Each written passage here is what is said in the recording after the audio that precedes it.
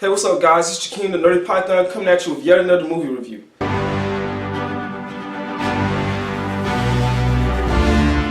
So, Alita Battle Angel. My initial thoughts were this was a very good film, action-wise and visually. You could definitely tell that it was a James Cameron film. This film takes place hundreds of years in the future, after a great war called The Fall has sort of turned the whole world into scraps. The lives of both humans and mechs alike revolve around this game called Motorball, in which they participate in hopes that they gain entrance into the Sky City Zolom. The main character, Alita, is a cyborg girl who's lost all memories of her past. She's played by Rosa Salizar, who also played Lucy in Bird Box and also Brenda in the Maze Runner series. On the surface, she appears like really gentle and harmless, but secretly, she'll pretty much tear you limb from limb.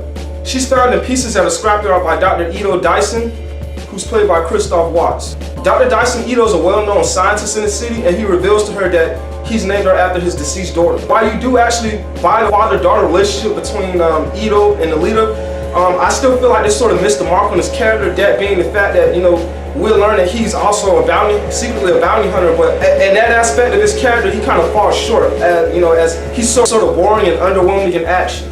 Alita eventually meets Hugo, played by Keean Johnson, who introduces her to Motorball, and the two of them become romantic. Hugo's a very live, free, or die trying type of rebel that sort of leaves any clique or group he's hanging around, and he's also looking for his own way into the Sky City Zolom. We also have Jennifer Connelly, who plays Sharon, Dr. Ito's ex-wife and the mother of his deceased daughter. Jennifer Connelly's a pretty big name, who also played Betty Ross in the 2001 Hope movie, and she's also appeared in films such as Blood Diamond and The Day the Earth Stood Still. You kind of get a really bad vibe from her, like from the moment she steps onto the screen, and we soon find out that she's taking part in shady things to gain her own passage to Zolom.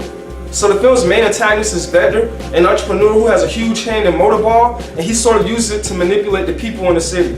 He was a pretty boring and unthreatening puppet of a villain who we soon learn that is working under a much darker figure. Fun fact, he's also portrayed by Mahershala Ali, who also voiced the Prowler in Into the Spider-Verse. Another android, Zapun, is played by Ed Skrein, who also played Ajax in Deadpool. His character in this film is a perfect cut and paste of Ajax. I think Ed Skrein in particular, I think he just makes an awesome villain. He just sort of, plays the part of the asshole very well, as, he just sort of hurls insults and snide remarks at the film's main protagonist. Zapun is also a hunter warrior after Alita. So yeah guys, this was a very great film. The action and effects were top notch, and Alita was very awesome, man. She was a very kick-ass female lead. If she wasn't like throwing some guy across the bar, then she was definitely, fighting some mechs like quadruple her size and, just making it look easy and finishing them all off, like Mortal Kombat style. She was also very likable in the fact that, from the beginning of the film, she's lost all her memory, and, we sort of get that development of her as she sort of puts the pieces back together and